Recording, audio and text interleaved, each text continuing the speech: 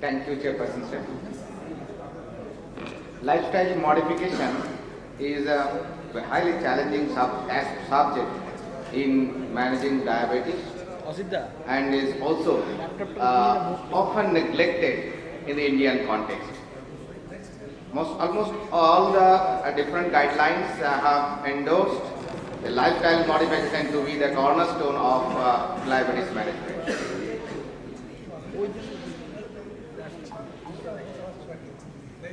This can be described as the adoption of some non-pharmacological measures that improve outcome of diabetes, and it includes the medical nutrition therapy, physical exercise, and cessation of smoking and moderation of alcohol.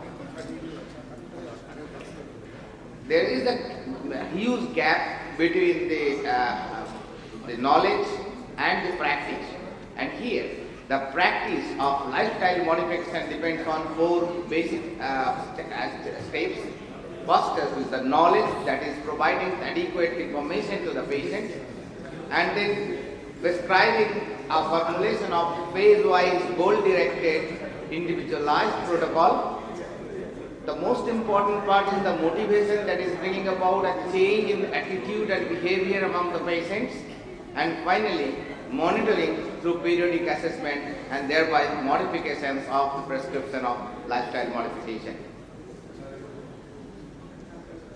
The most important part of lifestyle modification is the medical nutrition therapy, which is basically a diet plan that must be individualized through the flexibility and incorporating the different exchanges in the servings.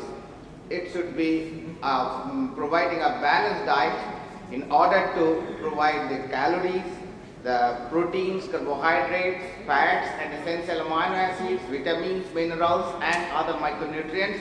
And at the same time, it must prevent hypoglycemia, particularly during the fasting phases. The choice of food should include the consideration of glycemic index, glycemic load, glycemic goals, the cooking process, and the storing techniques, etc.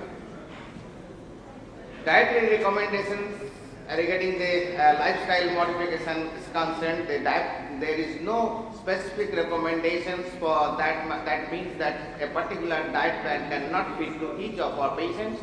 So that they should be totally individualized depending on the goal of therapy, and particularly for the carbohydrates, we need to cut down the daily carbohydrate as low as possible, and to emphasize minimally processed and nutrient dense, high fiber source of carbohydrates, and to ensure the daily fibers more than 414 grams per 1000 kcal.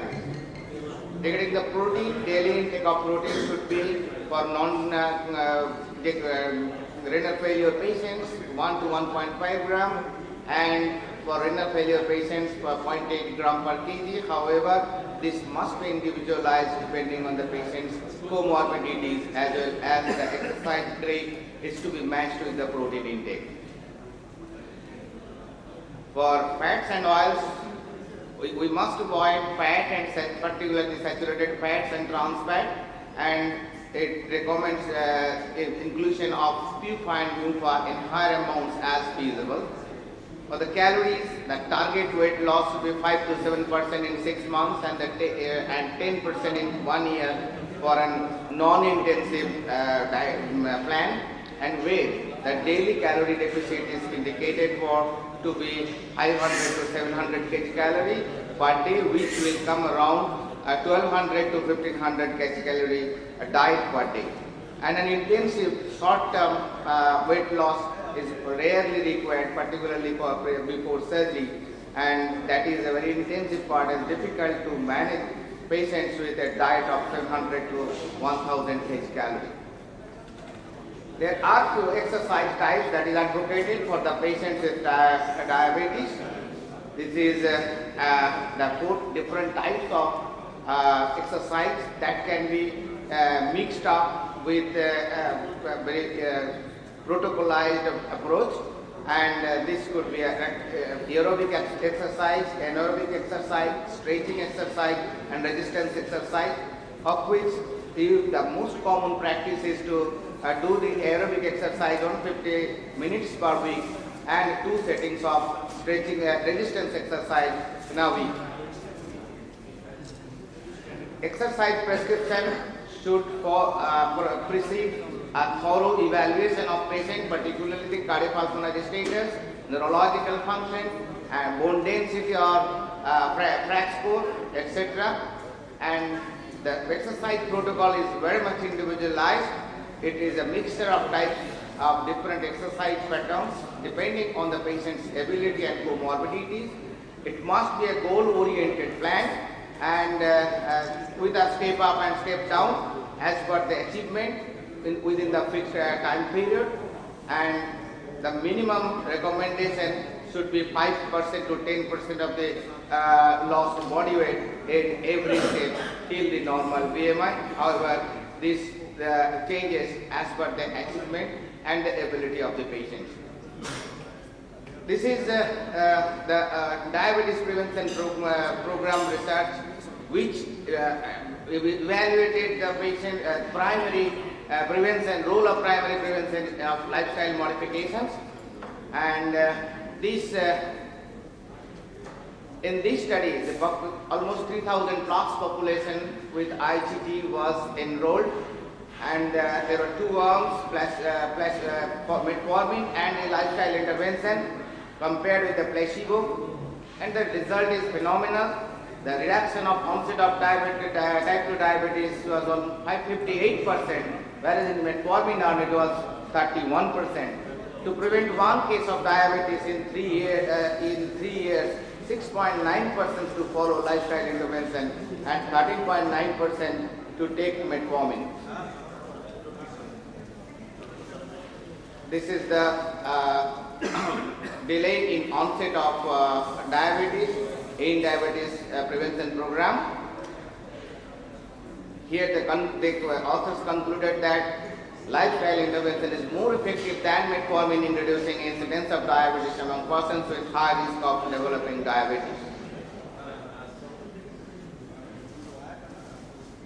The look ahead study, which investigated the role of secondary prevention of diabetes complications and risk of severe events in patients who are following the lifestyle modification intensively.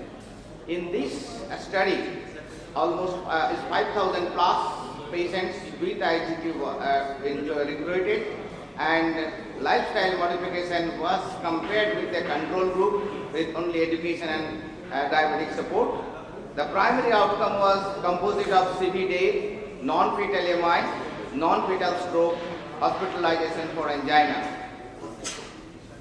The follow-up period was 30.5%, and there is significant, this is very much controversial that the individual, that it is very much controversial that this study did not show any benefit of lifestyle modification. However, the post-hoc study showed some improvement for those who achieved 10% body weight in the first year. There are few other studies. The most convincing study was the Darkwing study, which showed some benefit of in terms of reduction of CV risk by lifestyle modification. The conclusion was that it is very effective. Another one study which also proven the benefit of lifestyle modification in reducing CV days and CV events. So there are lots of challenges in implementing lifestyle modification, and gaps are there at the level of education, motivation and support. So there are number of studies conducted in India, Saudi Arabia and in Europe on the knowledge, attitude and practice of lifestyle modification, and there is consensus from all different studies that nearly 60% patient lacks knowledge and around 30% patient lags behind the goal despite knowledge and positive attitude. So in conclusion, proper practice of structured lifestyle modification improves outcome in patients with pre-diabetes or type 2 diabetes and overweight or obesity. It reduces body weight, it delays or prevents onset of diabetes, improves glycemic profile, and may reduce incidence of microvascular complications, CV events and CV day. So to conclude, This should be the booster to be pasted in most of our prescriptions to motivate patients for following lifestyle modification intensively. Thank you for patient hearing.